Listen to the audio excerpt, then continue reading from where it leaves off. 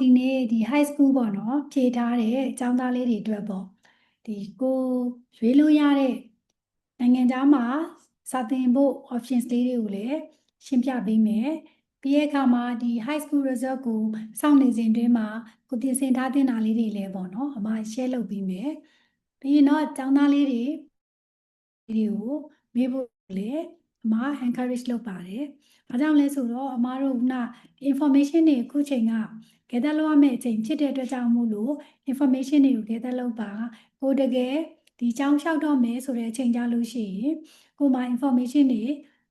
ပြည့်ထားပြီးသားပေါ့နော်အဲ့လိုမျိုးလေးဖြစ်သွားပြီးတော့မှ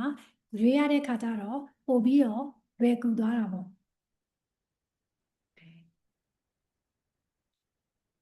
ဒီကတော့အမတို့ဒီ SRY education က2005ကနေပြီးတော့ set up လုပ်ထားတာဖြစ်တဲ့အတွက်ကြောင့်မို့လို့အမတို့ခုဆိုရင်တော့နှစ်ပေါင်း20ကျော်ပြီပေါ့နော်အဲ့နှစ်ပေါင်း20ကျော်အတွင်းမှာကျောင်းသားတွေရွေးခဲ့တဲ့ရွေးချယ်မှုတွေပေါ်မှာလည်းအဓိက base ထားပြီးတော့အမ information လေးတွေ share လုပ်ပေးပါမယ်ဆိုတော့အမတို့ဒီလက်ရှိမှာဆိုရင်တော့နိုင်ငံလို့ပြောရင်အမတို့ဒီ University College 940ကျော်အတွက်ကိုအမတို့ represent လုပ်ထားတာကနိုင်ငံ15နိုင်ငံရှိရပေါ့နော်အဲဒီ15နိုင်ငံထဲမှာလက်ရှိဆိုရင်တော့အမတို့ဒီ US ကတော့မြန်မာကျောင်းသားတွေကိုဒီ student visa အတွက် reopen တော့မလုပ်သေးဘူးပေါ့နော်ဒါပေမဲ့လည်း recently အားလုံးသတိထားမိကြလိမ့်မယ်အမတို့ဒီ master တက်မဲ့ကျောင်းသားတွေအတွက်ကို full scholar ပေးတဲ့အစီအစဉ်တွေကိုပြန်ပြီးတော့စနေပြီဆိုတဲ့အတွက်ကြောင့်မို့လို့ hopefully ပေါ့အမတို့နောက်ပိုင်းမှာလည်းပုံမှန်ကျောင်းသား visa အတွက်ပြန်ပြီးတော့လက်ခံမှုအတွက်ကိုညှော်လင်းလို့ရတယ်ပေါ့လေပြီးတော့ recent မှာကအမတို့ UK က student visa ကိုသူတို့ဒီ pause လုပ်ထားတယ်အမေအမတို့လက်ရှိမှာတော့အသက်16နှစ်မပြည့်သေးတဲ့သူတွေပြီးရင် GCA level လို့ခေါ်တဲ့ University Foundation နဲ့ညီမျှတဲ့ program ကို study လုပ်မဲ့သူတွေအတွက်ကတော့ visa လျှောက်လို့ရသေးတယ်တော့အမတို့ဒီ UK ကလည်းဒီ2029ပေါ့နော်စက်တင်ဘာအထိလောက်ကိုပြန်ဖွင့်ဖို့တော့ expect လုပ်ထားတာပေါ့နော်ဆိုတော့ပြန်ပြီးတော့ဒီ reopen ဖြစ်တာတွေ changes တွေဆိုလို့ရှိရင်တော့ဒီအမတို့ကိုယ်တိုင်လည်း page ကနေ update လုပ်ပေးပါမယ်ဒီ relevant ဒီ organization တွေကနေပြီးတော့လည်းဥပမာ British Council တို့လို့ပေါ့ဒီ UK visa immigration page တွေရပါတော့အဲ့ဒါတွေကနေပြီးတော့လည်း information လေးတွေပြန်ပြီးတော့ share လုပ်ပေးပါပါအဲ့တော့လက်ရှိမှာအမတို့15နိုင်ငံလို့ပြောပြီးတော့2နိုင်ငံကတော့ဒီမြန်မာကျောင်းသားကဒီမရသေးဘူးပေါ့နော်ကျန်တဲ့နောက်မှတော့ဒီ73နိုင်ငံမှာတော့ရှောက်လို့ရတယ်မြန်မာ high school ဒီ internationally recognized ဖြစ်တဲ့အထဲမှာပါတယ်အဓိကတော့နိုင်ငံတစ်ခုရဲ့ high school ကိုသူတို့အဓိကစဉ်းစားပေးတာဖြစ်တဲ့အတွက်ကြောင့်မို့လို့မြန်မာပြည် high school ဒီလည်းမြန်မာနိုင်ငံရဲ့ education body ပေါ့နော်ဒီ high school စာစစ်ဌာနပေးတဲ့ဒီ high school certificate mark တွေဆိုရင်လည်းအမတို့ကျောင်းလျှောက်ဖို့အတွက်ကိုသုံးလို့ရတယ်နောက်တစ်ခုကကျတော့အမတို့အခုကဘာလေးဖြစ်သွားလဲဆိုတော့အမတို့ဒီ new system လို့ခေါ်မှာပေါ့နော်အမတို့စနစ်သစ်မှာဆိုရင် grade 12တိဖြစ်သွားတဲ့အတွက်ကြောင့်မို့လို့အမတို့ကတော့ကျောင်းသားတွေကိုရနိုင်တယ်ဆိုလို့ရှိရင် grade 10နဲ့11ရဲ့ report card ပေါ့နော်သို့မဟုတ်အမှတ်စရင်းကျောင်းကနေပြီးတော့ပြန်ထုတ်ထားဖို့အတွက်ကို recommend လုပ်တယ်။ဘာကြောင့်လဲဆိုတော့အမတို့တချို့နိုင်ငံတွေကိုကျောင်းလျှောက်တဲ့အခါကျရင်မြန်မာ high school certificate ဒီ grade 12နဲ့ညီပါတယ်ဆိုတာကို proof လုပ်ဖို့အတွက်က10 11 report card plus ခုနအမတို့ဒီစာစစ်ဌာနထုတ်တဲ့ high school certificate mark ဆိုရင်ဒါ grade 12ဆိုတာကိုသူတို့ automatically ရှင်းပြပြီးသားဖြစ်သွားတယ်ဆိုတော့အဲ့ဒါလေးတွေကိုထုတ်ထားစေခြင်းနဲ့ဟုတ်နောက်တစ်ခုကကြတော့အမတို့ဒီရွေးတဲ့အခါမှာ major တွေကတော့ကိုကြိုက်တာကိုရွေးလို့ရတယ်ကိုက bachelor သွားတက်မဲ့အကြောင်းသားဖြစ်တဲ့အတွက်ကြောင့်မို့လို့ high school ပြီးပြီးသားသူတယောက်ဒီကိုစိတ်ကြိုက်ကိုရွေးလို့ရတယ်ဆိုတော့နိုင်ငံတစ်ခုမှာအမတို့ဘွဲတစ်ခုရဖို့အတွက်ဆိုရင် medical program ကတော့နှစ်ရှည်ပိုကြတယ်ဒါပေမဲ့ခုနပုံမှန်ပေါ့နော် program တွေဆိုရင်4နှစ် bachelor လို့အကြမ်းမြင့်သတ်မှတ်လို့ရတယ်4နှစ် bachelor ကို4နှစ် study လုပ်ပြီးလို့ရှိရင် bachelor ဘွဲတစ်ခုကိုရတယ်ပေါ့နော်အဲ့တော့အဓိကတော့အမတို့ရဲ့ဒီ information တွေ share လုပ်တဲ့အခါကျရင်အကြောင်းတွေကလည်းအများကြီးနိုင်ငံတွေကလည်းအများကြီးဆိုတော့အမကမှတ်မိလွယ်အောင် overall information မှာ facts လေးတွေထုတ်ပြီးတော့ information share လုပ်ပေးမယ်တစ်ချက်ပေါ့နော် နောက်တစ်ခုကတော့အမားတို့က base ကိုဘယ်လိုမျိုးထားပေးလဲဆိုတော့ကျောင်းသားတွေစိတ်ဝင်စားတဲ့ဘာသာရပ်ပြီးရဲ့အခါမှာကျောင်းသားရဲ့ high school မှာရမယ့်အမှတ်ပေါ့နော်အဲ့ဒါရဲ့ပြီးရဲ့အခါကျောင်းသားတစ်ယောက်ကိုယ့်ရဲ့ bachelor study အတွက်ကိုသုံးမယ်လို့ရည်ရွယ်ထားတဲ့ budget ပေါ်မူတည်ပြီးတော့လည်းအမားတို့အကောင်းဆုံးရွေးပေးတယ်ဒီနိုင်ငံကိုနဲ့ပို့ပြီးတော့တင့်တော်တဲ့နိုင်ငံပို့တင့်တော်တဲ့အကြောင်းဒါမျိုးတွေရှိတယ်ကျောင်း top 1 to 3 1 to 10ကျောင်းတွေမှာကောင်းတာအဲ့ကျောင်းတွေမှမဟုတ်ဘူးပေါ့နော်တခြားရွေးချယ်စရာကိုနဲ့တင့်တော်တဲ့ကျောင်းတွေလည်းအများကြီးရှိတာဖြစ်တဲ့အတွက်ကြောင့်မို့လို့ရွေးမယ်ဆိုရင်တော့ခုနအမပြောတဲ့အချက်လေးတွေပေါ့နော်ကိုစိတ်ဝင်စားတဲ့ဘာသာရပ်လည်းရှိရမယ်ကိုရမယ့်အမှတ်ကိုလက်ခံတဲ့အကြောင်းမျိုးလည်းဖြစ်ရမယ်ကိုသုံးမဲ့ budget တဲ့ဝင်တဲ့အကြောင်းလည်းဖြစ်ရမယ်အဲ့ထဲမှာကိုယ့်အတွက်အသင့်တော်ဆုံးအကြောင်းဆိုရင်မှတော့ရွေးလို့ရပြီဒါကတော့အမတို့အဲ့ဒီပေါ်မှာ base ထားပြီးတော့ပဲဒီအဓိကတော့ပေါ့နော် counseling ကိုလုပ်ပေးပါတယ်အဲ့တော့အမတို့ရဲ့ service ကဘာတွေပါလဲလို့ပြောရင်ခုနအမရှိမှပြောခဲ့တဲ့ University College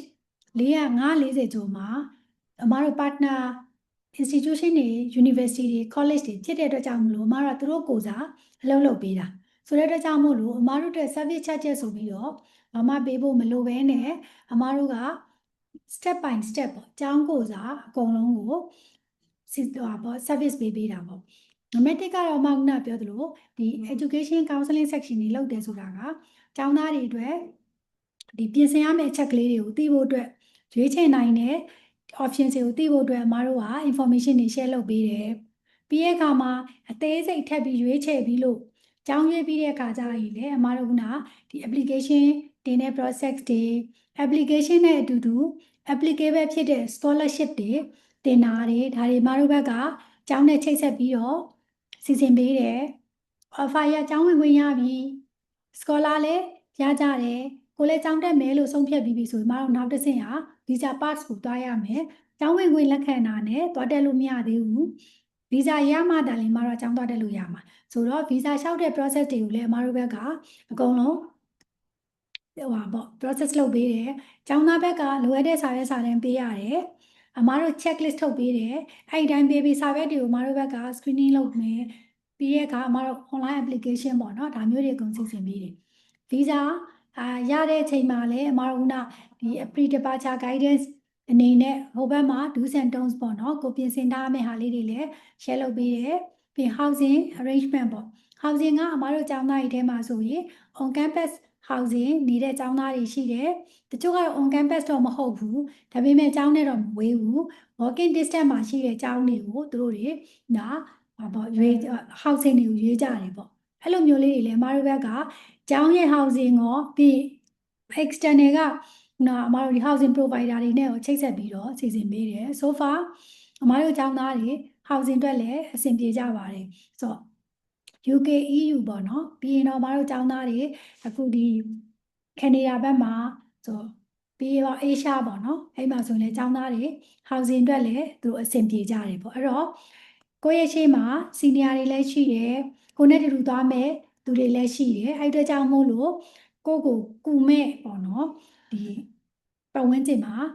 ပတ်ဝန်းကျင်အများကြီးရှိတယ်ပေါ့ဆိုတော့အမတို့အဓိကတော့ဘာတွေရှိမလဲဆိုတော့ရွေးစရာ option တွေကတော့များမယ်ရွေးစရာ option လို့ပြောလို့ရှိရင်အမတို့ဘာတွေကိုရွေးလို့ရမလဲလို့ပြောရင် study area အနေနဲ့ပြောမယ်ဆိုရင်အမတို့agriculture လိုမျိုးစိုက်ပျိုးရေးကကိုယ်တိုင်စိုက်ပျိုးရေးလုပ်ဆရာမလိုဘူးမြန်မာပြည်က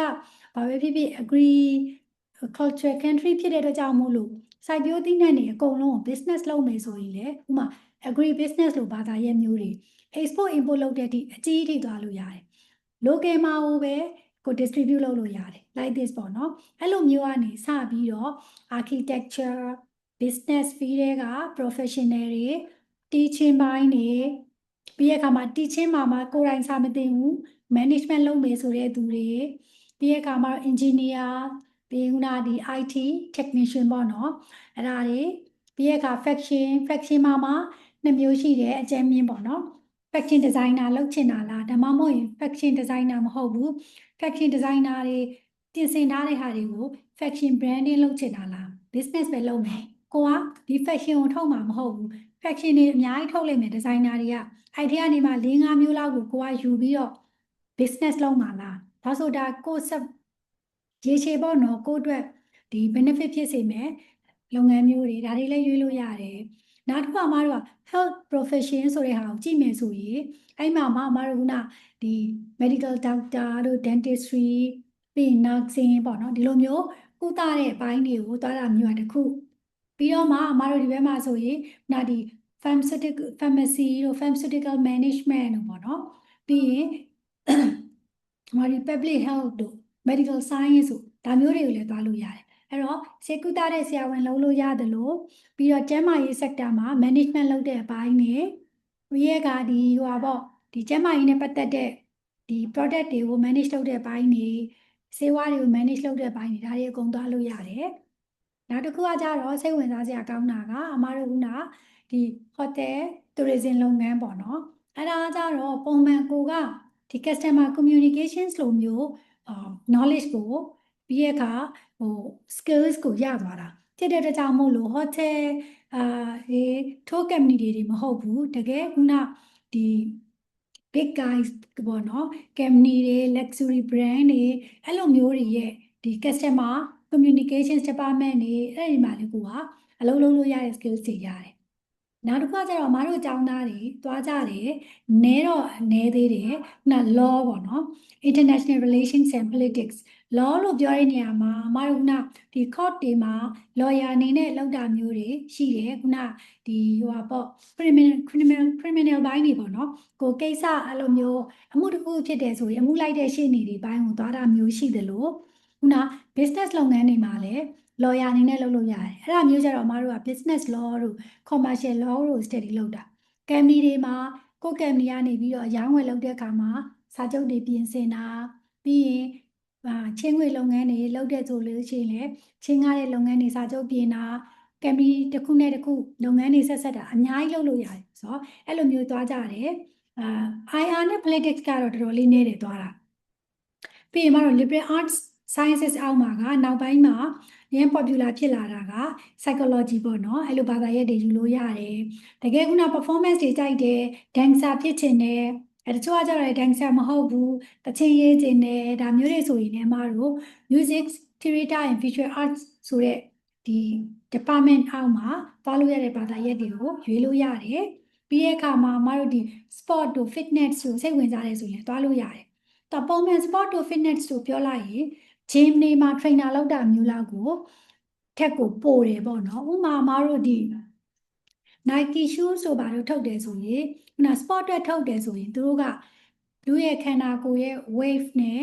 ပြီးရဲ့အခါမှာသူတို့ရဲ့သုံးတဲ့ဒီ product တွေနဲ့ balance ဘယ်လိုဖြစ်မလဲ balance လို့ပြောတဲ့အခါမှာဒီခန္ဓာကိုယ်ရဲ့ဒီ structure ပေါ့နော်ဒီအယိုးတွေမနာအောင်ပြေးတဲ့အခါမှာဒီ acid တွေမနာအောင်ဘယ်လိုမျိုးလုပ်မလဲဆိုရင်အသေးစိတ်ကစားဒီအမတို့ဒီ sports fitness and nutrition ဆိုတဲ့အောက်မှာသင်တဲ့ဒီ bachelor holder တွေကဒါမျိုးတွေကိုသွားတာအဲ့တော့အမတို့luxury brand တွေဆိုရင်အဲ့ဒီထိအောင်သွားပြီးတော့ထုတ်တာshoe ဆိုရင်ဖက်နက်ဆိုဖက်နက်ဖြစ်အောင်ဖက်နက်တစ်ခုတည်းဖြစ်ရင်ပြီးရောအဲ့လိုမျိုးမဟုတ်ဘူးပေါ့နော် accessory တွေအကုန်လုံးအဲ့လိုသွားတာဆိုတဲ့အတွက်ကြောင့်မို့လို့နိုင်ငံကြီးတွေမှာဆိုရင်လေအလောက်ကန်ခွင့်လည်းအများကြီးပါတယ်ဒါလေးကိုဘာလို့ရှင်းပြလဲလို့ပြောရင်ရွေးလို့ရတဲ့ဘာသာရပ်တွေတကယ်စိုက်ပျိုးရေးကိုအခြေခံပြီးတော့ business လုပ်တဲ့အနေစပြီးတော့တကယ်တုန်းကဒီ professional ပေါ့အများကြီးလည်းလုပ်လို့ရတယ်လို့ဒီ music တို့sport တို့ထိတောင်သွားလို့ရတယ်။မေဂျာဆုံးနေဆိုတဲ့အကြောင်းကိုရှင်းပြပေးချင်တာ။အကြောင်းသားတွေကလည်းကိုကြိုက်တဲ့ကိုယ့်ရဲ့ passion ရှိတဲ့ဘာသာရပ်တွေကိုရွေးလို့ရတယ်။အဲ့တော့ဒီဘာသာရပ်တွေကိုမြန်မာပြည်မှာတက်လို့မရဘူးလား။ရတယ်ကိုကကိုကြိုက်တဲ့နိုင်ငံကိုရွေးလို့ရတယ်မြန်မာပြည်မှာတက်လို့လည်းရတယ်လို့။မတို့overseas မှာသွားတက်တဲ့အတွက်ကြောင့်မို့လို့ဘယ်လိုမျိုးတွေကွာတာလဲလို့မေးလို့ရှိရင်ကွာခြားချက်တွေကတော့ရှိတာပေါ့နော်။နိုင်ငံတစ်နိုင်ငံနဲ့တစ်နိုင်ငံမတူတဲ့ education နဲ့ပတ်သက်တဲ့ပညာရေးတွေကိုကိုက study လုပ်လို့ရတယ်ပြီးတဲ့အခါမှာလည်းအမားတို့ incredible new outlooks ပေါ့ဆိုတော့ကိုယ့်ရဲ့အတွေ့အကြုံတွေပုံများသွားတယ်ဥပမာကိုကဒီမြန်မာပြည်မှာကိုနေခဲ့ပြီးနောက်ထပ်နိုင်ငံတစ်ခုရောက်တဲ့အခါမှာသူတို့ရဲ့ယဉ်ကျေးမှုတွေသူတို့ရဲ့ဒီအလုပ်လုပ်တဲ့ပုံတွေဒါမျိုးတွေကိုလေ့လာလို့ရတယ်ဒါတွေလေ့လာလို့ဘာတွေသိလဲလို့ဘာတွေရမလဲအကျိုးရှိမလဲပြောရင်ကိုစီးပွားရေးလုပ်တဲ့အခါကျလို့ရှိရင်တော့ဘယ်နိုင်ငံရဲ့ culture တော့ဘယ်လိုရှိတယ်ဒီနိုင်ငံကိုဆိုလို့ရှိရင်တော့ငါတို့မြန်မာပြည်နဲ့ချိတ်ဆက်ပြီးတော့ဘယ်လိုမျိုးတွေ export import လုပ်မလဲ okay export import ဒီမဆိုင်စားဘူးဆိုရင်လည်းပဲဟိုဒီနိုင်ငံမှာဆိုရင်တော့ဒီလို sector ကြီးဆိုတော့ငါအလုပ်လုပ်လို့ရတယ် like this ပေါ့ကိုကနိုင်ငံတစ်ခုရဲ့နိုင်ငံဟိုပေါ့အဲ့လိုမျိုးတွေရဲ့လူမျိုးအများကြီးရဲ့ culture ကိုသိမယ်ဆိုတော့တရားနဲ့တရားလမ်းလုပ်လို့ရတဲ့ခွင့်ရည်တွေရှိတယ်ပေါ့နော်ပြီးရင်လည်းမတို့ဒီပုံမှန်ကိုယ့်ရဲ့ language skills ကလည်း English လို့ဟိုအမြဲတမ်း communicate လုပ်ရတာဖြစ်တဲ့အတွက်ကြောင့်မို့လို့ပုံမှန်ကိုတိုးတက်ဖို့ကိုယ့်အနေနဲ့ကို study လုပ်နေတာကတစ်နှစ်လောက်ကြာတယ်ဆိုရင်အဲ့တစ်နှစ်လောက်အတွင်းမှာကိုရနိုင်တဲ့ skills က abroad study လုပ်တဲ့အခါကျရင်အမှားတို့3လနဲ့6လကြာလောက်မှာနေကိုကကျွမ်းကျင်မှု skills ကအဲ့လောက်ထိရောက်သွားတာမျိုးပေါ့ပြီးနောက်တစ်ခုကကြတော့ independent ဖြစ်သွားတာတော့သိကြတယ်ဥပမာအိမ်မှာတော့ဆိုရင်ဘာဖြစ်ဖြစ်အင်္ဂါကို support လုပ်မယ်ဟိုဆိုဒါပေမဲ့ကိုကတခြားမှာကြောင်းသွားတတ်ပြီဆိုတဲ့အခါကျတော့အိမ်က support တော့လုပ်နေမယ်ဒါပေမဲ့ကိုယ်တိုင်ဆုံးဖြတ်ရတဲ့အရာတွေရှိလာတယ်ဒါတွေကလည်းကိုယ့်ရဲ့ life မှာအရေးကြီးတယ်ကိုကနဲ့ကို stand လုပ်နိုင်ရမယ် decision လုပ်နိုင်ရမယ်ဆိုတော့ဒီ skills တွေလည်းရမယ်ပြီးရကအမကုနာပေါ့ networking ကတော့တေချာတယ်ကိုလိုမျိုးပဲတခြားနိုင်ငံကနေပြီးတော့လာတဲ့တငယ်ချင်းတွေဒီဒါကိုအတွက် networking နောက်ပိုင်းမှာတူတူအလုပ်လုပ်ကြတာမျိုးတွေပေါ့နော်အများကြီးသွားလို့ရတယ်ခုလက်ရှိမှာဆိုရင်တော့မတို့ဒီမြန်မာကျောင်းသားတွေထဲမှာဆိုရင်ငါလိုမျိုးဒီ UK ကတငယ်ချင်းတွေနဲ့လုပ်ငန်းလေးတစ်ခုပေါင်းလုပ်တာမျိုးပဲဆောက်ကိုရီးယားတငယ်ချင်းတွေနဲ့လုပ်ငန်းပေါင်းလုပ်တာမျိုးဒါမျိုးလေးတောင်မှများလာကြပြီပေါ့နော်ပြီးရင်တော့မတို့ဘွဲတစ်ခုရထားပြီးရင်တခြားဒီနိုင်ငံတစ်ခုမှာဘွဲရတယ်တခြားနိုင်ငံတစ်ခုမှာ master သွားတက်မယ် bachelor ပြီးလို့ master တက်မယ်ဆိုရင်လေကိုရခဲ့တဲ့ bachelor degree တွေ internationally recognized ဖြစ်တယ်ဆိုတဲ့ဒီလိုမျိုးပေါ့အချက်ကလေးတွေကိုဒီမှာသင်တာထက်နည်းနည်းပို့ပြီးတော့ရနိုင်တယ်ကိုယ့်အတွက် benefit တွေရှိတယ်ပေါ့နော်ဒါကြောင့်မို့လို့လေကိုယ့်ရဲ့အတွေ့အကြုံတွေအတွက်ကို abroad study လုပ်ကြတာပေါ့ပြီးရင်နောက်တဲ့အဲ့ထက် beyond အမားတို့ဒီ study လုပ်တာရဲ့နောက်ပိုင်းမှာဆိုရင်လေကိုသွားတက်တဲ့နိုင်ငံမှာကျောင်းပြီးရဲ့အခါကျောင်းပြီးနေထိုင်ခွင့်တွေရှိမယ်အဲ့တော့ကိုကအဲ့မှာနေမယ်အလုပ်ရှာမယ်အလုပ်ရပြီးရဲ့အခါကျလို့ရှိရင်ကိုအဲ့မှာအလုပ်တွေ့ကြုံရင်းယူမယ်ပြီးတော့မှနောက်ပိုင်းမှာကိုနိုင်ငံကိုပြန်လာမယ်ဒါမှမဟုတ်လိုင်းနိုင်ငံမှာရမ်းစင်ပြေသွားတယ်ဆိုရင်လေအဲ့နိုင်ငံမှာအမြဲတမ်းနေထိုင်ခွင့်ရဖို့အတွက်စူးစမ်းရင်အဲ့မှာပဲအလုပ်လုပ်မယ်ဆိုပြီးတော့ကိုယ့်ရဲ့ခုနဒီ lifestyle ပေါ့နော်ကိုယ့်ရဲ့ပုံစံတွေကိုလည်းကိုကြိုက်တယ်လို့ပြင်ပြီးတော့ adjust လုပ်လို့ရတယ်အဲ့တော့ကိုကlet's say မတို့က UK မှာကျောင်းတက်မယ် Canada မှာကျောင်းတက်မယ်ပြီးရင်တော့အိမ် home country နဲ့နီးနီးနားနားစင်ကာပူမှာလှုပ်ရှားမယ် like this Vietnam မှာလှုပ်ရှားမယ်ဒါလည်းကိုစူးစမ်းလို့ရတယ်ဒါကတော့နောက်ပိုင်းမှာကိုယ်တိုင်လည်းသိလာလိမ့်မယ်အမားကျတော့လက်ရှိပေါ့နော်အမားတို့ဒီ SA Worldwide Education ကသွားခဲ့တဲ့ကျောင်းသားတွေသူတို့ရဲ့ plan တွေပေါ့သူတို့အခုလက်ရှိရနေတဲ့ live တွေကိုအမားတို့ share လုပ်ပေးတာပေါ့နော်ဒါကြောင့်မို့လို့ overseas study လုပ်မယ်ဆိုရင်လည်းကိုကတခြားဒီရတဲ့နဲ့ပေါ့နော်အတွေ့အကြုံတွေ skills တွေလည်းရလာမှာဖြစ်တဲ့အတွက်ကြောင့်မို့လို့ decision လုပ်ပါ try ပါလို့အမ encourage လုပ်ချင်ပါတယ်အဲ့တော့ကိုကသွားလို့ရတဲ့နိုင်ငံတွေကလည်းမတို့ရှန်နေတစင်ဆိုရင်15နိုင်ငံလောလောဆယ်2နိုင်ငံက visa ခဏ pause လုပ်တာတို့ကြောင့်မို့မရသေးဘူးပေါ့နော်73နိုင်ငံပြီးဦးနော်ရွေးရမယ့်ဘာသာရပ်တွေဆိုလည်းအားလုံးနီးပါးရွေးလို့ရတယ်ဆိုတော့အဲ့မှာမှဘာလို့နော်ဒါကတော့ဟိုပါပေါ့နော်အမဒီ details တော့မသွားတော့ပါဘူး။ဘာကြောင့်လဲဆို boring ဖြစ်မှာဆိုလို့အဲ့တော့ major တွေထဲမှာကိုရွေးတဲ့အခါကျလို့ရှိရင်အရိုးရှင်းဆုံးပေါ့နော်အလွယ်ကူဆုံးလို့ပြောလို့ရှိရင်เนาะအမားတို့ကကိုဘာသာရပ်ကိုသင်ကျင်တယ်ဆိုတာသိတယ်ဆိုရင်တော့ yes okay တယ်။ဥပမာဒီ computer science ကိုစိတ်ဝင်စားတယ်။ AI ကိုတော့သင်ကျင်တယ်။ data science ကြိုက်တယ် like this ပေါ့နော်game တွေရေးရတာကိုကြိုက်တယ်အဲ့လိုမျိုးဆိုရင်เนาะဒါတစ်မျိုးပေါ့အဲ့လိုမှမဟုတ်သေးဘူးကိုယ်တိုင်ကဘာသာရပ်ကို study လုပ်ရမယ်မသိဘူးဆိုရင်မတို့နောက်ကနေပြန်ပြီးနည်းနည်းလေးစဉ်းစားလို့ရတယ်ဥပမာကျောင်းပြီးသွားလို့ရှိရင်ကိုကဘာလုပ်ချင်တာလဲဘယ် sector ထဲမှာလုပ်ချင်တာလဲအဲ့ဒီပုံမူတည်ပြီးတော့မှအမားတို့ကဘာသာရပ်တွေပြန်ရွေးလို့ရတယ်ဥပမာ psychology လို့ဘာသာရပ်မျိုးဆိုလို့ရှိရင်ဥပမာကိုကလူတွေရဲ့ behavior ကိုလေ့လာတာကြိုက်တယ်ဆိုလူတွေကမှစိတ်တဲ့အမျိုးမျိုးလည်းရှိတယ်လေအဲ့လိုမျိုးပုံစံမျိုးမျိုးလည်းရှိတဲ့အခါကျတော့လူတွေရဲ့ဒီစိတ်ပိုင်းဆိုင်ရာအပြုအမူတွေကိုအဲ့လိုမျိုးလေ့လာတာကြိုက်တယ်ပြီးရင်နောက်ကလူတွေကိုကူညီခြင်းတယ်မှတချို့ဆိုရင်ရန်စိတ်တဲ့ကြတာရှိတယ်အဲ့လိုမျိုးပေါ့နော်အဲ့လိုမျိုးဆိုဒီလူတွေကိုခုနဘယ်လိုမျိုးဖြည့်သိမ့်မလဲသူ physical mentally ပေါ့ကျန်းမာအောင်ဘယ်လိုလုပ်မလဲ ဒါမျိုးလေးတွေအတွက်ဆိုလို့ရှိရင်လေကိုအဲ့လိုလုပ်ချင်နေဆိုရင်ဒါမှတို့က psychology ကိုယူရမှာအဓိကတော့ you enjoy helping others motivation and working with people လူတွေကိုအရန်ကူညီခြင်းတယ်အဲ့လိုမျိုးဆိုရင်ဒါကိုရွေးတင်တယ်ဒါလူတွေကိုကူညီတဲ့ဘာသာရပ်ပဲနိုင်ငံကြီးတွေမှာ develop ဖြစ်တယ်လစာလည်းအရန်ကောင်းတယ်ပေါ့နော်ဒီဘာသာရပ်ကဒါကကြတော့ခုနလိုမျိုးဟိုဘာဖြစ်ချင်လဲဆိုတာလေးနဲ့ပြန်ပြီးတော့ရွေးတာမျိုးပေါ့နော် medical doctor ကတော့ရှင်းတယ်အဲ့လိုမျိုးပဲ medical doctor ဖြစ်ချင်ရင်အဓိကတော့မတော်အလွယ်ကူဆုံးသွေးတွေပါကြောက်လို့မရဘူးခုနလိုမျိုးဒီခွဲတာစိတ်တာလည်းမြင်အရန်ကြောက်ပြီးတော့အဲ့လိုမျိုးတွေမရအောင်ဆိုဘယ်လိုပဲဖြစ်ဖြစ် medical doctor တယောက်ဒီဒါတွေကိုတွေ့ကြုံရမှာပြီးရင်နောက်တစ်ခုအမြဲတမ်း business လုပ်နေတဲ့ခုန business sector တွေကလူတွေလိုမျိုးကိုယ့်ပတ်ဝန်းကျင်ကလူတွေကအမြဲတမ်း active ဖြစ်ပြီးတော့လှပနေမှာမဟုတ်ဘူး patient တွေနေမကောင်းတဲ့သူဖြစ်တဲ့အတွက်ကြောင့်မို့လို့ဘာပဲဖြစ်ဖြစ်သူတို့ရဲ့ appearance ကတော့အဲ့လိုမျိုးအရင် active ဖြစ်နေတာမျိုးလည်းမြင်ရမှာမဟုတ်ဘူးကိုကအဲ့ဒါမျိုးလေးတွေကို okay တယ်အဲ့ဒီ environment ကလည်းကိုယ့်အတွက် no issue ပေါ့နော်ရတယ်ဆိုလို့ရှိရင်เนาะအမတို့ဒီ medical doctor လုပ်လို့ရတယ်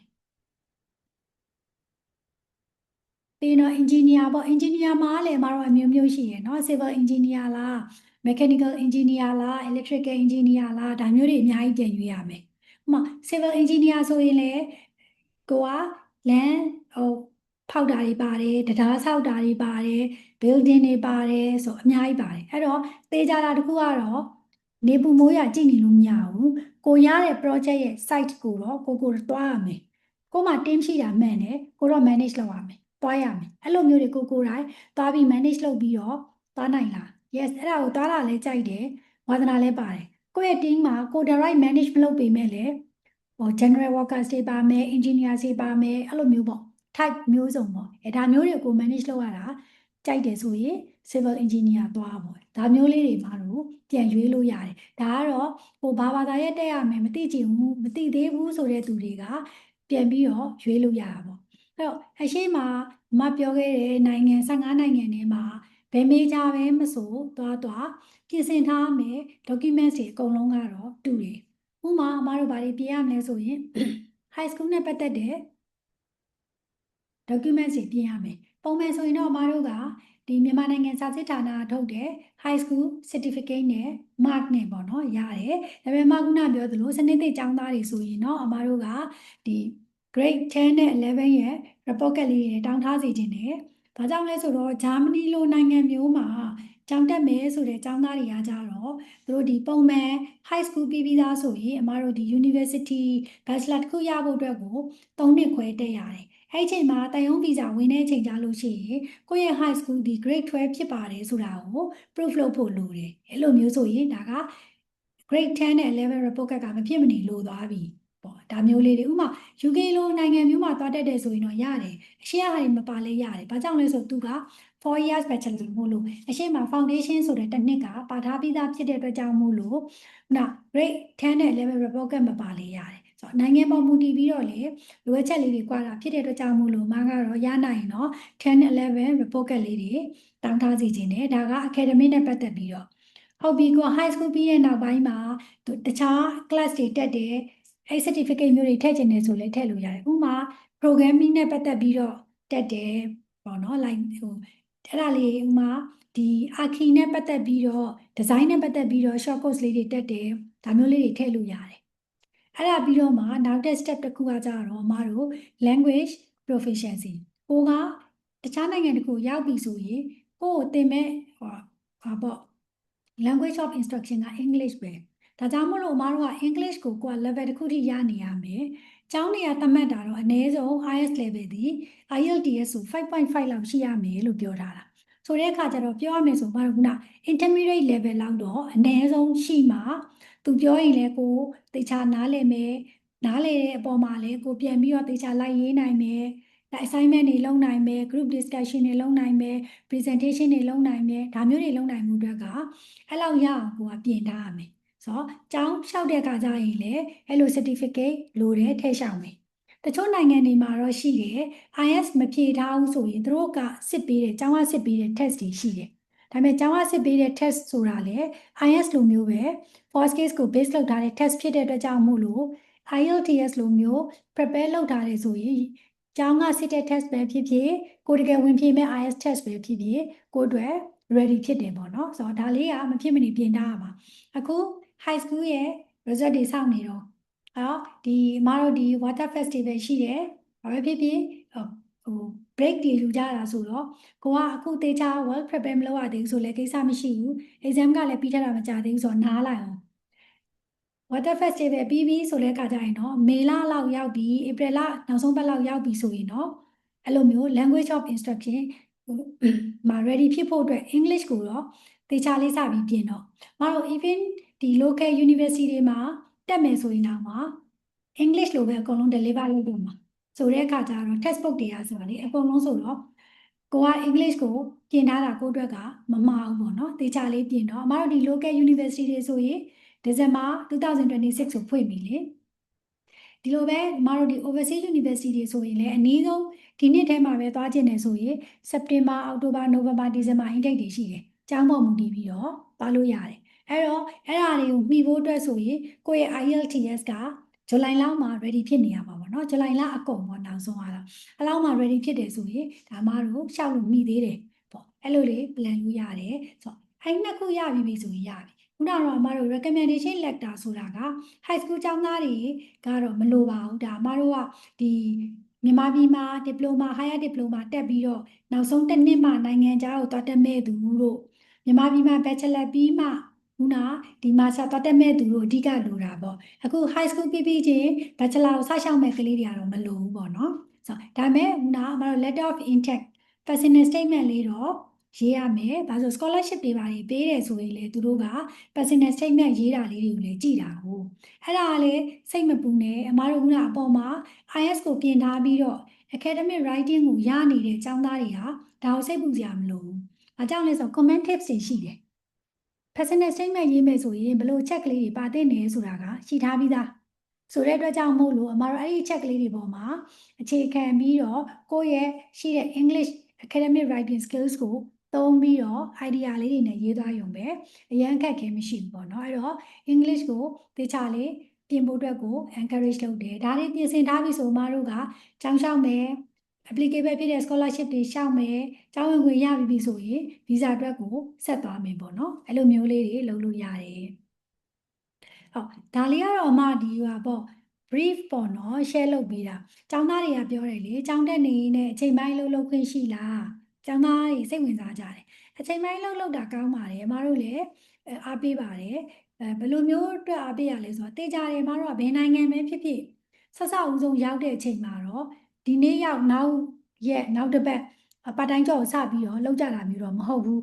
ရောက်ချင်းမှာဒီ environment ကိုက adapt လုပ်ရတယ်ဆိုတော့လေးလာရတယ်ဆိုတော့အမားတို့ဒီလက်ရှိရှေ့ကကျောင်းသားတွေရောလက်ရှိကျောင်းသားတွေရောရောက်ပြီးလို့အနည်းဆုံးတစ်လလောက်တော့နေပြီးတော့မှတော့သူအလုပ်လုပ်ကြတာပေါ့နော်တစ်လနှစ်လဥမာတချို့ကတော့ရှိတယ်တငယ်ချင်းကဟိုဘက်ကိုရောက်ပြီးသားအမားတွေကဟိုဘက်မှာရှိပြီးသားဆိုတဲ့ကလေးတွေကတော့ရောက်ပြီးတော့နှစ်ပတ်လောက်ဆိုရင်အဲ့ဒီသူတွေကပတ်တိုင်းတွေရှာပေးတဲ့အတွက်တောင်မို့လို့ဝင်လောက်တာမျိုးကတော့တပိုင်းပေါ့နော်အဲ့တော့ပုံမှန်ဆိုရင်တော့တစ်လနှစ်လလောက်အဲ့ဒီ environment မှာကိုကfamiliar ဖြစ်သွားပြီဆိုရင်အချိန်ပိုင်းစလုပ်ကြတယ်ဆိုတော့အချိန်ပိုင်းလုပ်ရင်ပတ်စံရလားဆိုတော့ရတယ်တချို့ကျောင်းသားတွေဆိုရင်သူတို့ရဲ့နေစိတ်စားစိတ်ကိုအိမ်ရတောင်တောင်းစရာမလိုတော့ဘူးရတဲ့ပတ်စံနဲ့ကုန်တဲ့ပတ်စံနဲ့ကပါဖြစ်တယ်ဆိုတဲ့အခါကျတော့ကျောင်းစည်းတော့ကိုကအိမ်ရတောင်းရတယ်နေစိတ်စားစိတ်တောင်းစရာမလိုဘူးကောင်းတယ်တစ်ချက်နောက်တစ်ချက်အတွေ့အကြုံရတယ်ဆိုတော့လူတွေနဲ့ဘယ်လိုမျိုး communicate လုပ်ရမလဲဘာပဲဖြစ်ဖြစ်ကိုသွားလုပ်တဲ့အလုပ်မှာသူ operation စီးတစ်ခုလုံးဘယ်လို run နေလဲဒါမျိုးတွေကိုသိရတာပေါ့နော် customer တွေကဘယ်လိုမျိုးရှိလဲ service ဘယ်လိုပေးရလဲဆိုတော့ဒါမျိုးလေးတွေကကိုယ့်အတွက်အတွေ့အကြုံရတယ်ဆိုတော့အဲ့ရတော့ကိုယ့်အတွက်ကောင်းတဲ့ချက်ပြီးရင်တော့ခုနလိုမျိုးပေါ့အချိန်ပိုင်းလုပ်ဖြစ်တဲ့အတွက်ကြောင့်မို့လို့အလုပ်တော့ရွေးလို့မရဘူးကိုက IT လာတက်တာဖြစ်တဲ့အတွက်ကြောင့်မို့လို့ IT နဲ့ပတ်သက်တဲ့အလုပ်ပဲလုပ်မယ်အဲ့လိုမဟုတ်ဘူးအချိန်ပိုင်းဖြစ်တဲ့အတွက်ကြောင့်မို့လို့ကိုယ့်ရဲ့ပိုနေတဲ့အချိန်ကလေးမှာခုနကိုယ့်အတွက်ဒီအတွေ့အကြုံလေးရယ်လူတွေနဲ့ဆက်ဆံရတဲ့အတွေ့အကြုံလေးရယ်ကိုယ့်ရဲ့ living expense အတွက်အနေရဲ့အတွက်ကိုလောက်တာဖြစ်တဲ့အတွက်ကြောင့်မို့လို့အမားတို့ဒီចောင်းသားတွေလောက်တဲ့အလုပ်တွေဆိုရင်တချို့ဆိုရင်က furniture အဲ့လို company တွေမှာ cashier လောက်တာတို့ပြီးရင်အမားတို့ကလေဒီ shopping mall တွေမှာဒီ store တွေမှာပစ္စည်းတွေကိုပြန်ဖြည့်တဲ့နေရာတို့ တချို့ဆိုရင်မတို့က coffee shop တွေမှာဒီcoffee making ပေါ့နော်အဲ့နေရာမှာလောက်တာတို့cashier လောက်တာတို့တချို့ဆိုရင် waiter တို့ waitress တို့လောက်တာတို့လုပ်တယ်သူတို့ရှိမှာက waiter waitress လို့ပြောချင်းဒီတကယ်ကိုခုနလိုမျိုးဘယ်လိုပြောရမလဲပြီးတော့လုပ်တဲ့အလုပ်မျိုးမဟုတ်ဘူးတကယ်ကိုအဆင့်တန်းတစ်ခုရှိတဲ့အလုပ်ပေါ့နော်လူတွေနဲ့ကြောက်ဆိုဆက်ဆံတက်ပြီးတော့ကိုယ့်ရဲ့ team leader ကလည်းကိုယ်သေချာသင်ပေးပြီးတော့လုပ်ရတဲ့အလုပ်ဆိုတော့ customer ကို service ပေးရတဲ့လုပ်ဂုဏ်ရှိတယ်ပေါ့အဲ့လိုမျိုးတွေတကယ်လည်းဂုဏ်ရှိတယ်ဆိုတော့အဲ့ဒါမျိုးလုပ်ရတယ်သူတို့တချို့နိုင်ငံတွေမှာဆိုရင်သူတို့ရဲ့ဒီgovernment က rules လေးရှိတယ်ဒီသူတို့ service ပြီးပေးရမယ်ဘယ်လောက်လဲဥပမာဘယ်လောက် percentage တခုတော့ပေးရမယ်သူတို့ appreciate လုပ်ရမယ်ပေါ့ဒါကိုသူတို့ service ပေးတာအဲ့တော့သူတို့ကိုပြန်ပြီးတော့ကိုကကျေးဇူးတင်ကြောင်း service ပြီးတော့ပေးရမယ်အဲ့လိုမျိုးကြီးတောင်ရှိတယ်ဆိုတော့ဒါကိုကြည်ချင်းအဖြစ်သူတို့ဒီဒါတကယ်ဒီ community မှာတကယ်လိုအပ်နေတဲ့ကောင်းတဲ့အလုပ်တွေကတခုဟောဆိုတော့အဲ့လိုမျိုးတွေလုပ်ကြတယ်ဆိုတော့ tips တွေလည်းရတယ်ပေါ့နော်သူတို့တွေဆိုရင်ပုံမှန် part time hour ပြင်ဥမှာခုနလိုဒီပေးတဲ့ tips တွေအဲ့လိုမျိုး service charges တွေလည်းရတယ်ဆိုတော့ဒါမျိုးတွေကိုတော့လုပ်ရမယ်အဲ့တော့ကျောင်းလာကြတော့အရင်တောင်းကိုတောင်းရမယ်အချိန်တိုင်းလောက်ကနေပြီးတော့ကိုယ့်အတွက်နေစိတ်စားစိတ်ရနိုင်တယ်ဒါကြောင့်မလို့အချိန်ပိုင်းအလုပ်ရတဲ့နိုင်ငံအချိန်ပိုင်းလုပ်ရတဲ့နိုင်ငံဆိုပြီးတော့မတို့ကျောင်းသားတွေရမ်းမေးတာဟုတ်ပြီနောက်တဲ့တစ်ပိုင်းကဘာလေးတော့ရှိမလဲဆိုတော့အချိန်ပိုင်းအလုပ်ကိုကြည့်ပဲအရင်ကြီး focus ထားနေလို့တော့မရဘူးဘာကြောင့်လဲဆိုတော့မတို့ကျောင်းခေါ်ချိန်ကလည်းအနည်းဆုံး90%ပြည့်အောင်တက်ရမှာသူတို့ student visa ပေးထားတာလေ work visa ပေးထားတာမဟုတ်ဘူးကျောင်းပြတ်လို့မရဘူးတစ်ချက်အဲ့တော့ကိုကစာသင်ချိန်တွေကိုမထိပဲနဲ့ကိုယ့်ရဲ့နားမဲ့အချိန်တွေကနေပြီးတော့အချိန်ပိုင်းလုံနိုင်လားကိုမေးသေးကြတယ်ဆိုမှသွားလို့တစ်ချက်နောက်တစ်ချက်ကကြတော့အမတို့ကအမှတ်တွေရသွားလို့နဲသွားလို့မရဘူးဥပမာကျောင်းကတော့ပြည့်အောင်တော့တက်လိုက်တယ်အစာကိုအရင်ကြီး focus မထားဘဲနဲ့ exam ကိုအောင်ရင်ပြီးရောလောက်ဖြေလို့အဆင်မပြေဘူးဘာကြောင့်လဲဆိုရင်အမတို့တကယ်ကိုယ့်ရဲ့ life ကဘယ်ချိန်မှစမှာလဲဆိုတော့ကျောင်းပြီးသွားလို့ full time အလုပ်ရှာတဲ့အချိန်မှာကိုယ့်ရဲ့ life ကစမှာအဲ့ဒီအချိန်မှာကိုယ့်ရဲ့အမှတ်တွေရန်နေနေရင်အလုပ်ရှင်ကကိုဒီ candidate ကိုစိတ်ဝင်စားမှာမဟုတ်ဘူးဘာလို့လဲဆိုကျောင်းမှာစာသေးချာမလုပ်ခဲ့ရင် project တွေမှာသေချာမလုပ်ခဲ့ဘူး presentation တွေသေချာမလုပ်ဘူးသေချာမလေ့လာခဲ့ဘူးလို့သူတို့ကယူဆမှာအဲ့လိုဆိုရင်သူတို့အလုပ်မှာလည်းဒီလူကတကယ်ကို contribution ကောင်းကောင်းပေးနိုင်မှာမလားဆိုပြီးတော့စိုးရိမ်နေကိုယ်စိတ်ဝင်စားအောင်မကြိုက်ဘူးပေါ့ဒါကြောင့်မို့လို့အလုပ်ကိုပဲအရင်ကြီး focus လုပ်မရဘူးအလုပ်လဲလုပ်ကိုယ်အမှတ်လည်းကောင်းအောင်လုပ်ရမယ်မတော်တဆမြန်အမှတ်ကရန်နေွားလို့ supply ပြန်ဖြေရတယ်တို့ resit တို့ remodule တို့ဆိုရင်ကိုရတဲ့ပတ်တိုင်းကြောတောင်ကာမိမှာမဟုတ်ဘူးပတ်စံတောင်ကာမိမှာမဟုတ်ဘူးကျောင်းလာစာဘာသာချင်းပြန်သွင်းရရင်အများကြီးပဲဆိုတော့အဲ့ဒါတွေကိုမထိခိုက်အောင်တော့ကိုယ့်ဘက်က manage လုပ်ရမယ်အဲ့တော့အဲ့လိုမျိုးလေးတွေအချိန်ပိုင်းလုပ်ချင်တယ်ဆိုရင်မတို့ဒီလက်ရှိဒီဂျာမနီကတော့တစ်ပတ်ကိုနိုင်20အလုပ်လုပ်ခွင့်ရှိတယ်ကျောင်းပိတ်ထားတဲ့ summer break တွေမှာဆိုရင်နိုင်40ထိလုပ်ခွင့်ရှိတယ်အဲ့လာတွေဆိုရင်တော့ပို့တာပေါ့နော်ကိုယ့်ရဲ့နေစိတ်စားစိတ်ကို cover ဖြစ်တဲ့ပြင်ပို့သေးတယ်ကိုတခြားကြိုက်တာလေးတွေဝယ်လို့ရတယ်ပေါ့ဆွစ်ဇာလန်ကကြတော့ကျောင်းတက်နေနေသူကအလုပ်လုပ်ခိုင်းတာမျိုးမဟုတ်တော့ဘူးတစ်နှစ်မှာစာသင်6လအလုပ်ကို4လတူ6လနဲ့သွားတာဆိုတဲ့အခါကျတော့အဲ့တော့မတို့ကျောင်းသားတွေကတော့ရှေ့မှာစာ6လတင်နေ6လအလုပ်လုပ်တယ် full time လုပ်တာလစာလည်းအပြည့်ရတယ်ခုန part time job တစ်ပတ်ကိုနိုင်20လုပ်တဲ့သူတွေနဲ့သူတို့နဲ့အတူတူပါပဲအဲ့လိုမျိုးပေါ့ဆွစ်ဇာလန်ကအဲ့တခုလေးအားသာချက်ရှိတယ်စာသင်6လအလုပ်6လစာသင်6လအလုပ်6လ bachelor မှာ high school မှာတော့ grade 12နဲ့ပြီးထားရင်3နှစ်ပဲတက်ရမယ်ဆိုတော့3နှစ်မှာအလုပ်အတွေ့အကြုံကတစ်နှစ်ခွဲရသွားမယ်ကျောင်းပြီးလို့အလုပ်ရှာရင်အဲ့ဒီအလုပ်အတွေ့အကြုံကိုထည့်သုံးလို့ရတယ်ဒါပေမဲ့သူကကျောင်းပြီးသွားရင်တော့ဆွစ်ဇာလန်မှာထပ်ပြီးတော့နေထိုင်ခွင့်သီးသန့်မပေးဘူးကိုကအလုပ်ရအောင်ရှာပြီးတော့နိုင်ငံတစ်ခုခုမှာ work permit ရအောင်စ조사ရမှာဂျာမနီကကျတော့ကျောင်းပြီးသွားရင်သူ့နိုင်ငံမှာဆက်နေဖို့ကိုလက်ရှိထိပေါ့နော်တစ်နှစ်ခွဲပြီးတာအခုဒီ information တွေကတော့အခုအမပြောနေတဲ့အချိန်ထိ update information ပေါ့နော်ဆိုတော့နောက်ထပ်နိုင်ငံဆိုမှခုနအိုင်ယာလန်ကကြတော့အချိန်ပိုင်းလဲလုပ်ခွင့်ရှိတယ်ဂျာမနီလိုမျိုးပဲကျောင်းပြီးသွားတဲ့ချိန်မှာလည်းပြန်ချက်ချင်းတန်းပြန်လာစရာမလိုဘူး2နှစ်ပေါ့နော်နေခွင့်ရှိတယ် UK ကလည်းလက်ရှိတော့ post လုပ်ထားပြီမယ်ပါ information လေးထည့် share ပေးတာပေါ့နော်တစ်ပတ်ကိုနိုင်20လုပ်ခွင့်ရှိတယ်ပြီးရင်ကျောင်းပြီးသွားရင် PSW ကအမဒီမှာ update လေးမလုပ်ရသေးဘူးတစ်နှစ်ခွဲပေါ့နော်ရတယ်အဲ့လိုပဲကနေဒါကလည်းတစ်ပတ်ကို24နာရီတူ28နာရီလုပ်လို့ရတယ်ပြီးရင်ကျောင်းပြီးသွားလို့ရှိရင် work permit က 2 နှစ်ရတယ်ဆိုတော့ဒါတွေကကျောင်းတက်နေတဲ့အချိန်ပိုင်းလုံးမယ်ကျောင်းပြီးတဲ့အခါမှာအဲ့နိုင်ငံမှာကျောင်းပြီးရဲ့နေထိုင်ခွင့်ရမယ်အလုပ်ရှာမယ်နောက်ပိုင်းမှာအဲ့နိုင်ငံတစ်ခုမှာဟိုအမြဲတမ်းနေထိုင်ခွင့်ရတဲ့အထိစူးစမ်းလို့ရတယ်ဆိုတဲ့နိုင်ငံတွေရဲ့ information ပေါ့နော်အေးရှားမှာဆိုတော့မတို့စင်ကာပူထိုင်းလန်မလေးရှားဗီယက်နမ်ဂျပန်ဆောက်ကိုရီးယားပေါ့နော်အဲ့နိုင်ငံတွေထဲမှာမတို့ကျောင်းသားတွေတော့ဘယ်နိုင်ငံမှာများလဲဆိုတော့ဂျပန်မှာများတယ်ထိုင်းလန်မှာများတယ်အခုဒီနောက်ပိုင်းကတော့မတို့ဒီစင်ကာပူဘက်မှာလည်းရွေးကြတယ်ပေါ့နော်ဒီခုနမှာဒီမလေးရှားမှာ UK က program တွေကိုပတ်တက်တဲ့ကျောင်းသားတွေရှိတယ်ဗီယက်နမ်မှာ Australia program ကိုတက်တဲ့ကျောင်းသားတွေရှိတယ်ဆိုတော့ဒါမျိုးလေးတွေလည်းရွေးကြတယ်ဒါကကြတော့မတို့ကဒီနိုင်ငံတစ်ခုကိုရွေးပြီဆိုရင် work rights ပေါ့ during and post study ပေါ့ကျောင်းတက်နေစဉ်အချိန်ပိုင်းလုပ်ခွင့်ရယ်ကျောင်းပြီးသွားတယ်နေထိုင်ခွင့်ရယ်ဒါမျိုးလေးတွေကိုကြည့်ပြီးတော့လည်းရွေးလို့ရတယ်ပေါ့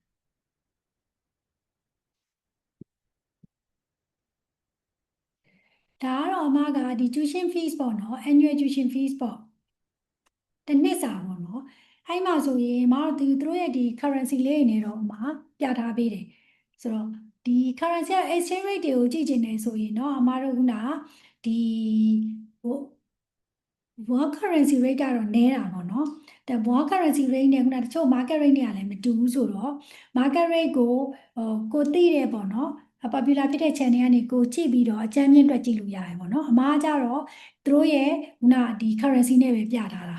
အဲ့တော့နိုင်ငံတစ်ခုမှာကြောင်းတက်ပြီဆိုမှတော့အများနဲ့ထည့်စဉ်းစားရမှာကသူတို့ကကျူရှင်လို့ခေါ်တာပေါ့နော်ကျောင်းစရိတ်ပဲ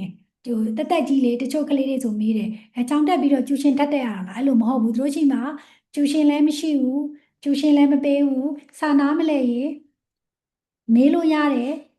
source တွေအများကြီးရှိတယ်ခုနကိုယ့်ရဲ့ senior class ကအမှတ်ရန်ကောင်းတဲ့ကျောင်းသားကြီးဆိုကျောင်းကပြန်ငှားထားတာငှားထားပြီးတော့လိုတယ်ဆိုရင် junior တွေကိုစာရှင်းပြဖို့အတွက်အဲ့တော့ကိုကကျောင်းမှာတော့စာရန်တော်ရင်အချိန်တိုင်းလောက်ကိုအပြင်မှာတော့ထွက်လို့ဆရာမလိုဘူးနော်ကျောင်းကအဲ့လိုငှားလိုက်မယ်ကိုအဲ့ကြရင်လောက stand by ငှားထားပြီးသားတပတ်ကိုဘယ်နှစ်နာရီဘယ်ချိန်ကျောင်းမှာနေပတ်စံလည်းကိုယ်ပေးပြီးသားစာမေးတဲ့လူရှိမှကိုဖြေရမှာစာလာမေးတဲ့လူမရှိဖြေစရာအောင်မလိုဘူးအဲ့ဒါမျိုးတွေပြီးရင်ခုနလိုမျိုးလေဒီကျောင်းရဲ့ library မှာ assistant စာအုပ်တွေလာအပ်မယ်ပြန်ပြီးငှားမယ်ဒါမျိုးတွေ register လေးလုပ်ရုံပဲကွန်ပျူတာလေးနဲ့ဒါမျိုးတွေကျောင်းထဲမှာကိုကလည်းကျောင်းကပေးတဲ့လို့ဆိုတာတသက်ရှိသေးတယ်ပြီးရင်မတို့ international student တွေဆိုကျောင်းကကြိုပေးတယ်လေအဲ့လိုမျိုးဆိုရင်လည်းကိုကသွားကြိုရတာပေါ့ဆိုကျောင်းရဲ့အဲ့လိုအချိန်ပိုင်းလုပ်တွေကတသက်ရှိသေးတယ်ဒါပေမဲ့အဲ့ဒါတော့စာရန်တော်တဲ့လူတွေပဲခံတာအဓိကတော့တော့ဘာနဲ့ရွေးလိုက်တာလဲဆိုတော့ကျောင်းသားအကုန်လုံးကလှုပ်ချင်တယ်လေကျောင်းကအလုပ်ဆိုတော့ဒါပေမဲ့အကုန်လုံးကိုပေးဖို့အတွက်ကြတော့လေအဲ့လောက်ဒီအလုပ်ကမမြတ် vacancy မရှိတော့သူကတစ်ခုခုနဲ့သတ်မှတ်လိုက်တဲ့သဘောပေါ့ okay top 1 to 10 1 to 20ဝင်တဲ့ကျောင်းသားတွေဒီဟာကိုလာရှောက်ဆိုပြီးတော့အဲ့လိုမျိုးသတ်မှတ်လိုက်တာဒါတော့အမတို့ကအဲ့တော့ကျောင်းသားတွေ information ပေးအမှတ်ကောင်းကောင်းလုပ်ရင်ကျောင်းမှာကလုပ်လို့ရတဲ့လုပ်တွေအများကြီးရှိတယ်ဒါကကျောင်းရဲ့ကိုယ်ပိုင်လုပ်တယ်ဆိုတော့အဲ့တော့ tuition fees ပေါ့နော်tuition fees ကြီးကျောင်းလာစာကိုပြောတာတစ်နှစ်ကိုပေးရမယ့်ကျောင်းလာစာ living expense ဆိုတဲ့အထဲမှာတော့အမတို့ကနေစိတ်ပါမယ်စားစိတ်ပါမယ်အဲ့ဒါကိုအမတို့အကြမ်းမြင်တွက်ထားပေးတာပေါ့နော်ဆိုတော့နိုင်ငံပေါ်မူတည်ပြီးတော့ခုနဈေးကလေးတွေတော့ကွာတာပေါ့အဲ့တော့အနည်းဆုံးဆိုရင်တော့ဈေးသက်သာဆုံးနိုင်ငံကိုပြောပါဆိုရင်တော့အမတို့ so far ဆိုရင်တော့ Thailand ပေါ့ Thailand ကျတော့လေအားလုံးအပြီးစီးကိုမှထိုင်းဘက်နဲ့9 သိန်းခွဲလောက်ပဲကုန်တဲ့ကျောင်းကောင်းကောင်းတွေရှိတယ် scholarship ရပြီးသွားရင်6 သိန်းခွဲလောက်နဲ့ကျောင်းကောင်းကောင်းတွေအများကြီးရှိတယ်ဆိုတဲ့အခါကျတော့အများဆုံးဆိုရင်300ဝန်းကျင်လောက်ပဲဒါ bachelor တစ်ခုလုံးပြီးသွားမှာအကြောင်းစရိတ်ပေါ့နော်အဲ့လိုမျိုးတွေသွားလို့ရတာဆိုတော့ဈေးသက်သာဆုံးအဲ့တော့ဒီထဲမှာဈေးကအလဲအလက်သက်သာတဲ့နိုင်ငံလို့ပြောရင်နိုင်ငံကြီးတွေထဲမှာဆိုဂျာမနီဈေးသက်တင့်နဲ့ scholarship တွေလည်းများတယ်ကျောင်းမှာသင်မှာကအင်္ဂလိပ်လိုပဲသင်မှာဖြစ်တဲ့အတွက်ကြောင့်မို့လို့ IELTS ရှိထားတယ်ဆိုရင်ရတယ်ကိုအပြင်မှာအချိန်တိုင်းလှုပ်ဖို့အတွက်ကကျောင်းမှာ language ကသင်ရတာဖြစ်တဲ့အတွက်ကြောင့်မို့လို့6 လလောက်ကျောင်းမှာ language သင်ပြီးပြီဆိုရင်အပြင်မှာအချိန်ပိုင်းလှုပ်ဖို့အတွက်တော့ပြောတတ်ဆိုတတ်အဲ့လိုမျိုးနားလေအဲ့ရတော့ရသွားပြီအဲ့တော့ high school ပြီးသားသူတွေကလည်းသိကြတယ်လေ foundation အရှိမှ6 လတက်ရမှာ foundation 6 လတက်အဲ့ချိန်မှာ language ပါလုပ်ပြီးသွားရင် bachelor year ကိုရောက်တဲ့အခါမှာစပြီးတော့အချိန်ပိုင်းလှုပ်အဲ့လိုမျိုးသွားရင်တော့ဂျာမနီပြီးရင်တော့နောက်တစ်ခုကကြတော့မတော်ကဈေးတင့်တာလေးဆိုလို့ရှိရင် နိုင်ငံကြီးတွေထဲမှာဆိုရင်ဂျာမနီပြီးရင်တော့ခုနကမှတော့အိုင်ယာလန်တို့ပေါ့နော်နယ်သာလန်တို့ဒါမျိုးလေးတွေလည်းဈေးတင်တင်ပါဒါပေမဲ့အိုင်ယာလန်ကဗီဇာလျှောက်တဲ့အခါမှာ processing time ကတော်တော်ကြာတယ်လက်ရှိထိပေါ့ဒီကဘဏ်အကောင့်ကိုပြင်ရတယ်ဆို6လလောက်ကြာတဲ့အခါကျတော့ကျောင်းသားတွေက6လလောက်မစောင့်နိုင်ကြဘူးအခု high school graduates လေးတွေကတော့အခုမှလည်းကျောင်းပြီးကစားချက်ချင်းလည်းမသွားသေးဘူး6လလောက်ကိုအေးဆေးစောင့်နိုင်သေးတယ်ဆိုရင်တော့အိုင်ယာလန်လည်းရွေးသင့်တယ်ပေါ့နော်ဆိုတော့ဒါကတော့ခုနနိုင်ငံကြီးထဲမှာပညာရေးကောင်းပြီးတော့ဈေးသင့်တင်တာမျိုးပေါ့ပြီးတော့မတို့ခုနဈေးများတယ်လို့ပြောရင်တော့ဩစတြေးလျတို့နယူးဇီလန်တို့ပေါ့နော်သူကတော့ဈေးများတယ်နိုင်ငံထဲမှာတော့ပါတယ်ဆိုတော့ကနေဒါမှာကတော့ဈေးများတဲ့ကျောင်းတွေလည်းရှိတယ်လို့မတို့ဈေးသင့်တဲ့ကျောင်းလေးတွေလည်းရွေးလို့ရတယ်ပေါ့နော်ဆိုတော့အဲ့လိုလေးတော့ပြန်ချိန်ပြီးတော့အမခုနအရှိမရှင်းပြသွားတယ်ကိုယ့်ရဲ့ဝါသနာကိုယ့်ရဲ့ education background ကိုသုံးမဲ့ budget အဲ့ပေါ်မူတည်ပြီးတော့ကျောင်းလေးတွေကိုပြန်ရွေးလို့ရတယ်ပေါ့နော်ဒါကတော့အမဒီနေ့ခုနshare လုပ်ချင်တဲ့message ပေါ့နော်အများကြီးပြောရင်လည်း boring ဖြစ်ပြီးတော့အမှတ်အတိုင်းလည်းရမ်းများပြီးတော့ဘာမှမကြက်မှာဆိုလို့ပေါ့နော်အမအဓိကအတက်နိုင်ဆုံးတော့ overall တွေကနေပြီး facts လေးတို့မှအနည်းဆုံးဖြစ်အောင်တော့ချုပ်ပေးထားတာပေါ့ဆိုတော့အမတို့ဒီ information တွေမှာကျောင်းတစ်ကျောင်းဒီကျောင်းရဲ့အားသာချက်ကပါလဲဒီနိုင်ငံရဲ့အားသာချက်ကပါလဲဘာ program တွေရှိလဲ scholarship တွေဘယ်လိုရှိလဲအဲ့ဒါကြတော့အမတို့ရဲ့ SA Worldwide Education မြန်မာ Facebook page ကနေပြီးတော့အဓိကအမတို့တင်ပေးတယ်အဲ့မှာ information တွေကြည့်လို့ရတယ်အဲ့လိုမျိုးပဲနောက်ထပ်ဆိုအမတို့မှာ Telegram channel တို့ Viber group တို့လည်းရှိတယ်အဲ့ထဲမှာ join ထားခြင်းနဲ့ဆိုလည်းရတယ်ပြီးတော့အမတို့မှာ SA Knowledge Hub ဆိုပြီးရှိတယ်အဲ့မှာကဒီ Facebook Messenger က information တွေလည်းပါတဲ့ပြင်ကိုနောက်ပိုင်းမှာအမတို့ရှေ့မှာလည်းထည့်ထားတာလေးတွေရှိတယ်နောက် intro lecture section လေးတွေလည်းပါတယ်ဥပမာဒီဘာသာရပ်ကဘယ်လိုမျိုးလဲအဲ့မှာ business ဆိုရင်ဗာလေးတွေသင်တာလဲဘယ်လိုမျိုးလေးလဲ like this ပေါ့နော်ပြီး English မှာလည်းပဲနောက် basic academic ပေါ့နော် English ကပါလဲအဲ့လိုမျိုးလေးတွေအတွက်ကိုအမတို့ဒီ lessons လေးတွေလည်း share လုပ်ပေးတာရှိတယ်ဆိုတော့ SA Knowledge Heart ကိုလည်း join ထားလို့ရပါတယ်ဆိုတော့ပြီးရင်အမတို့ကဒီဖုန်းလိုင်းတွေကနေတဆင့်လဲအမတို့ကို reach out လုပ်ပြီးတော့မေးလို့ရကြည့်မေးလို့ရတယ်ပေါ့နော်ဒါကတော့နောက်ထပ်ထပ်သိချင်တာလေးတွေအသေးစိတ်လေးတွေဆိုရင်လည်းဒီ channel တွေကနေတဆင့်အမတို့ကိုမေးလို့ရပါတယ်